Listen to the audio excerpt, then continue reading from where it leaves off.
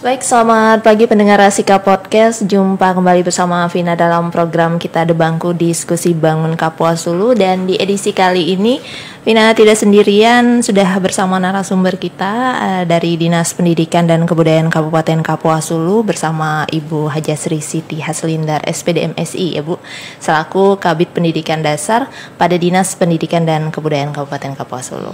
Ya, apa kabarnya nih Bu? Alhamdulillah, luar biasa. Iya, sehat walafiat. Sehat walafiat. Iya. Ya, itu harapan kita semua tentunya di tengah pandemik seperti ini. Iya. Baik, pendengar Rasika Podcast semua, kita tentunya masih membahas terkait dengan dampak penanganan dan juga hal-hal yang dilakukan khususnya oleh Dinas Pendidikan dan Kebudayaan Kabupaten Kapuas Hulu ini di tengah pandemi COVID-19.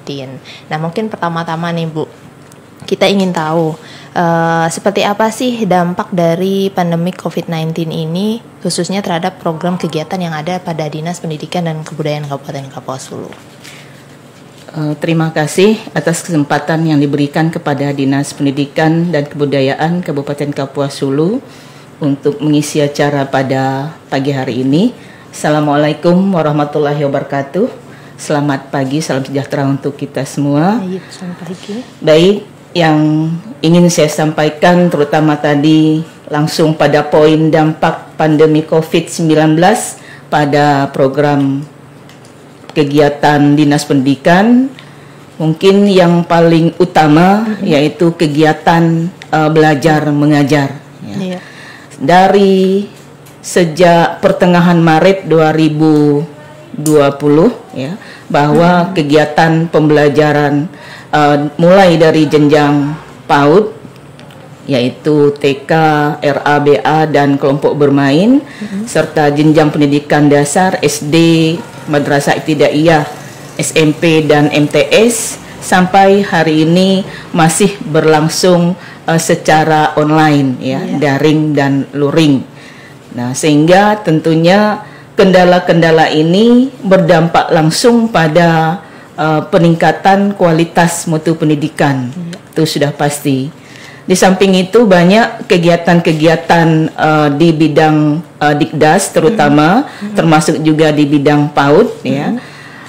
Ada kegiatan-kegiatan yang semestinya diikuti oleh peserta didik, terutama kalau di PAUD itu ada yang namanya lomba-lomba antar siswa PAUD, perseni untuk PAUD. Ya, ada juga yang namanya perseni untuk siswa SD dan SMP. Padahal semua kecamatan itu sudah mempersiapkan dan seleksi dilakukan di kecamatan. Mendekati seleksi di tingkat kabupaten, ya sementara memang harus dibatalkan, kegiatan-kegiatan itu tidak dilaksanakan sama sekali. Itu yang kendala utama. Sedangkan untuk pembangunan fisik, saya pikir tidak ada yang dikurangi, ini tetap berjalan seperti biasa. Yang terganggu benar dan terdampak langsung yang memang kegiatan proses belajar mengajar dan kegiatan kesiswaan lainnya. Termasuklah ya kita pembekalan atau BIMTEK yang kita tujukan untuk peningkatan kualitas guru, baik itu guru PAUD maupun guru Dikdas SD dan SMP. Itu yang bisa saya jelaskan. Baik Bu, nah terkait tadi tentunya beberapa hal yang jadi sorotan seperti kegiatan belajar mengajar yang paling utama ya Bu. Lalu tadi ada kegiatan tahunan ya, porseni ini tadi.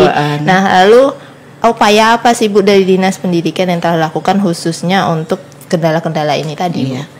Kalau untuk lomba-lomba, kita hanya membatasi lomba-lomba yang sifatnya face to face atau berkumpulnya massa atau siswa dalam jumlah yang besar. Tetapi ada seleksi-seleksi atau peningkatan minat bakat siswa yang memang juga dilakukan tanpa harus tatap muka. Itu tetap kita laksanakan. Selanjutnya upaya-upaya yang kita lakukan yang sudah pasti mengeluarkan edaran Bupati, menindaklanjuti edaran Gubernur Kalimantan Barat kepada semua satuan pendidikan ya, agar siswa belajar di rumah dan untuk gurunya bekerja di rumah, begitu, bekerja dari rumah.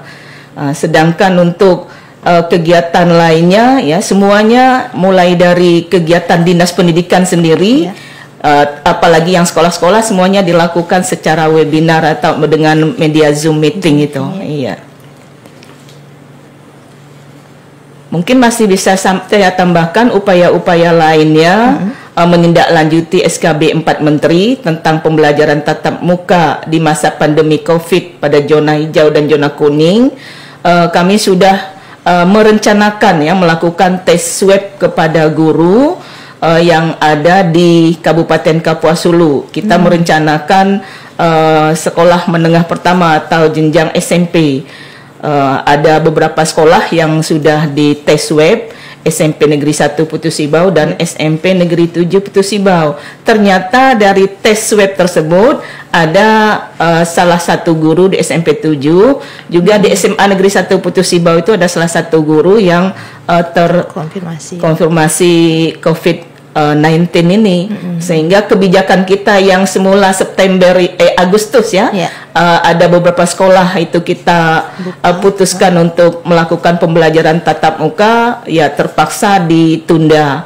Bahkan edaran terakhir ini semua pembelajaran dilakukan secara daring atau online ya, serta luring itu sampai tanggal 31 Desember 2020. Upaya lain tentunya bagi sekolah-sekolah saat ini kan hampir semua sekolah itu menerima bantuan BOS reguler ya, BOP PAUD juga sama, dengan BOS afirmasi dan BOS kinerja yang menurut Juknis itu diupayakan belanjanya atau pemanfaatannya untuk kepentingan sekolah sudah pasti, baik itu pembelajaran secara daring maupun online, pelatihan bagi guru-guru, bahkan juga artinya kepada seluruh sekolah ini diharapkan melengkapi sarana atau peralatan yang digunakan untuk mencegah menyebarnya virus COVID-19 ini. Ini yang harus kami lakukan secara intens kepada sekolah-sekolah agar dana itu digunakan secara optimal. Baik. Iya. Ya, nah tentunya bicara dunia pendidikan, tadi kita menyoroti kegiatan belajar mengajar. Salah satu upaya dari Dinas Pendidikan hampir di seluruh Indonesia ya Bu adalah kegiatan belajar mengajar ini dilakukan secara online atau daring dan luring tadi. Nah, kendala sendiri Bu dalam pelaksanaan kegiatan belajar mengajar secara online di Kabupaten Kapuas Hulu ini kira-kira apa saja nih Bu? Kendala pembelajaran secara online, kalau berdasarkan hasil rapat koordinasi Sekalbar, bukannya masalah Kapuas Hulu saja, ya hampir merata se-Kalimantan Barat. Masalah utamanya adalah kurangnya sarana yang dimiliki oleh orang tua. Tidak semua orang tua anaknya memiliki HP yang Android begitu kan. Nah, sehingga kendala-kendala ini tentunya bisa disiasati oleh sekolah ya sesuai dengan kondisinya masing-masing. Karena alhamdulillah selama zona hijau kemarin yang tidak mampu melaksanakan pembelajaran secara online, mereka secara bergantian, siswa bisa datang ke sekolah mengambil tugas.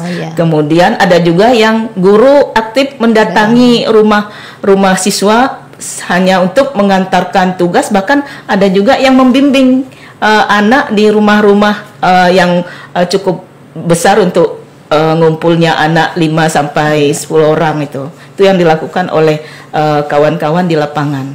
Dan ini saya pikir kita pantau, yang penting sekali lagi utamakan protokol kesehatan, gunakan masker, hand sanitizer, kemudian cuci tangan serta jaga jarak. Itu yang kita selalu sosialisasikan kepada sekolah. Baik, nah itu tadi juga bisa kita katakan merupakan inovasi ya Bu, baik dari guru maupun juga siswa dalam menghadapi kebijakan baru tentang kegiatan belajar mengajar via online ini.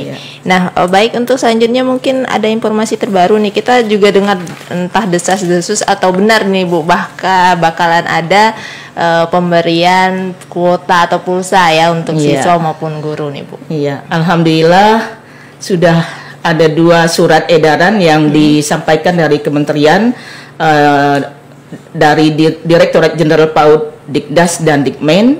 Yang pertama nomor 8310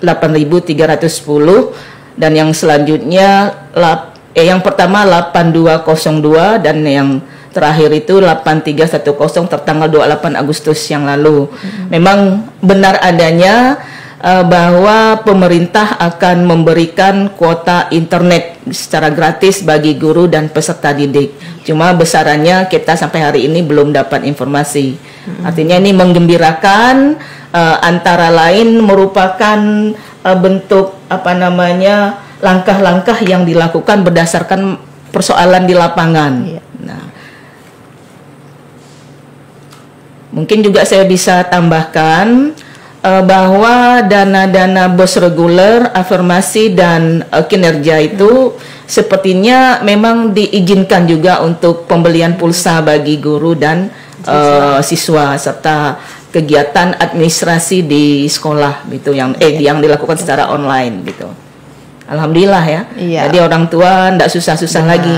Jadi ada sedikit berkurang ya Bu ya. Karena yang sebelum ada edaran ini dari kementerian atau dari Kemen, memang keluhan orang tua itu pembelian kuota pulsa itu lebih besar dari kebutuhan makan minum. Iya Bu. Untuk satu hari. Benar sekali. Benar kan ya? Iya. Jadi alhamdulillah ini pemerintah mendengar itu keluhan masyarakat gitu. Betul. Baik, tentunya kita berharap ini memang menjadi suatu solusi terbaik ya tentunya untuk menerapkan kegiatan belajar mengajar via online ini. Nah, baik Bu, mungkin terakhir nih sebelum kita menutup diskusi kita pagi kali ini, sedikit himbauan tentunya dari Ibu selaku Kabid Pendidikan Dasar pada Dinas Pendidikan dan Kebudayaan Kabupaten Kapuas Hulu, baik kepada guru, siswa, masyarakat tentunya, khususnya ini orang tua yang punya anak-anak pelajar ya Bu ya. Iya. Himbauan kepada masyarakat terutama kepada para orang tua, karena memang tugas pendidik adalah yang utama dan pertama itu adanya di keluarga. Jadi kami mohon para orang tua itu selalu mendampingi pada saat anak-anaknya melakukan kegiatan pembelajaran secara daring atau online. Kalaulah ada tugas-tugas yang diberikan secara offline, itu mungkin saya pikir yang diperlukan adalah kontrol dari orang tua, mana yang belum selesai, mana yang seharusnya sudah diantar ke sekolah. Jadi jangan sampai anak-anak itu diabaikan begitu. Iya. Itu saya pikir yang paling utama yang diperlukan. Kalau untuk kepala sekolah dan guru, alhamdulillah beliau-beliau ini orang-orang yang memang sudah sangat memahami aturan. Paling kami hanya mengingatkan kembali, gunakan dana dari pemerintah seoptimal mungkin sesuai petunjuknya, juknisnya. Kemudian seandainya ada permasalahan di sekolah, itu disampaikan kepada Dinas Pendidikan, kemudian lakukan koordinasi serta komunikasi dengan komite sekolah, juga terlebih-lebih dengan para orang tua, sehingga tanggung jawab ini merupakan tanggung jawab kita bersama. Insya Allah yang berat jadi ringan. Itu kata kunci dari kami, saya pikir. Baik, demikian tentunya diskusi kita di Debangku edisi kali ini bersama Ibu Hajasri Siti Haslindar SPD MSI selaku Kabid Pendidikan Dasar, dan sekali lagi tentunya tadi peran orang tua ya sangat penting sekali dalam mendukung tentunya kegiatan belajar mengajar yang dalam masa pandemi COVID-19 ini harus kita lakukan secara online ya Bu ya. Baik, pendengar Rasika Podcast semua, sampai di sini kebersamaan kita kali ini. Kami pamit undur diri. Terima kasih tentunya kepada Bu Sri atas kesediaannya berbagi informasi bersama kita kali ini. Dan kami juga mohon maaf jika ada salah kata atau kata yang kurang berkenan. Vina pamit undur diri. Sampai jumpa di Rasika Podcast berikutnya.